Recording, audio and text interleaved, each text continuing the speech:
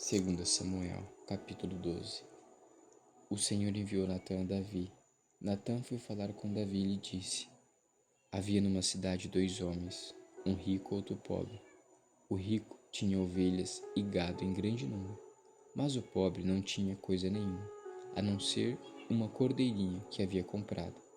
Ele a criou e ela cresceu em sua casa, junto com os seus filhos. Comia da sua comida e bebia do seu copo. Dormia nos seus braços, e ele a tinha como filha. Certo dia chegou um viajante à casa do homem rico, e este não quis pegar uma das suas ovelhas ou um dos seus bois para dar de comer aos visitantes que havia chegado. Em vez disso, pegou a cordeirinha do homem pobre e a preparou para o homem que havia chegado. Então o furor de Davi se acendeu contra aquele homem, e ele disse a Natã: Tão certo como vive o Senhor, o homem que fez isso deve ser morto, e pela cordeirinha restituirá 4 vezes, porque fez uma coisa dessas e porque não se compadeceu. Então Natã disse a Davi: Esse homem é você. Assim diz o Senhor, o Deus de Israel: Eu ungi rei sobre Israel, e o livrei das mãos de Saul. Eu lhe dei a casa de seu senhor e as mulheres de seu senhor e seus braços. Também lhe dei a casa de Israel e de Judá. E se isto fosse pouco, eu teria acrescentado tais e tais coisas. Por que então você desprezou a palavra do Senhor, fazendo o que era mal aos olhos dele? Com a espada você matou Urias, o heteu. Você tomou por esposa a mulher dele, depois de o matar com a espada dos filhos de Amon.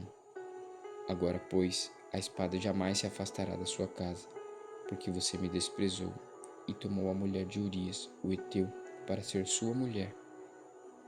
Assim diz o Senhor: Eis que farei com que de sua própria casa venha o mal sobre você.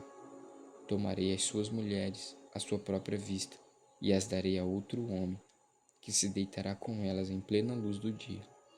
Porque você o fez em segredo, mas eu farei isso diante de todo Israel, em plena luz do dia. Então Davi disse a Natã: Pequei contra o Senhor. E Natã respondeu: Também o Senhor perdoou seu pecado, você não morrerá.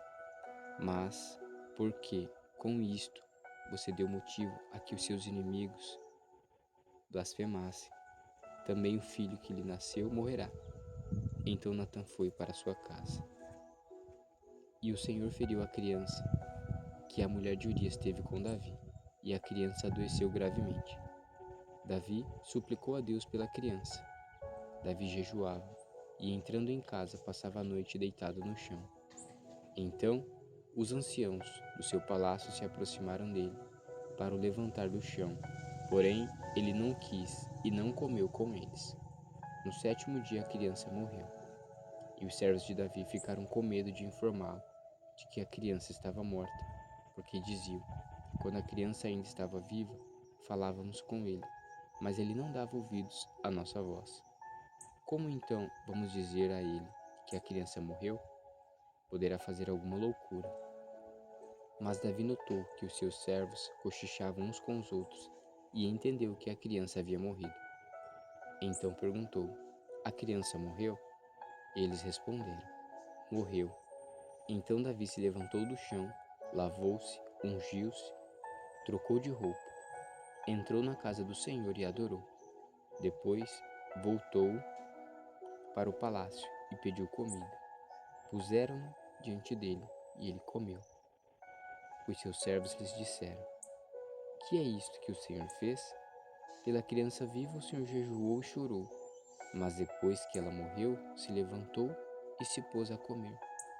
Davi respondeu: Enquanto a criança ainda estava viva, jejuei e chorei, porque dizia: Talvez o Senhor se compadeça de mim, e a criança continuará viva. Mas agora que ela morreu, por que jejuar? Poderei eu trazê-la de volta? Eu irei até ela, mas ela não voltará para mim. Então Davi consolou Betseba, sua mulher. Teve relações com ela, e ela teve um filho, a quem Davi deu o nome de Salomão, e o Senhor o amou. Davi o entregou nas mãos do profeta Natã, e este lhe chamou Jedidias, por causa do Senhor. Enquanto isso, Joabe atacou Rabá dos filhos de Amon e tomou a cidade real. Então Joabe mandou mensageiros a Davi, dizendo: Lutei contra Rabá e tomei a cidade das águas. Reúna agora o resto do exército e cerque a cidade para tomá-la. Do contrário, se eu a tomar, ela poderá ser chamada pelo seu nome. Então Davi reuniu todo o povo, marchou para Rabá, lutou contra ela e a tomou. Tirou a coroa da cabeça do seu rei. O peso da coroa era de 34 quilos de ouro, e havia nela pedras preciosas.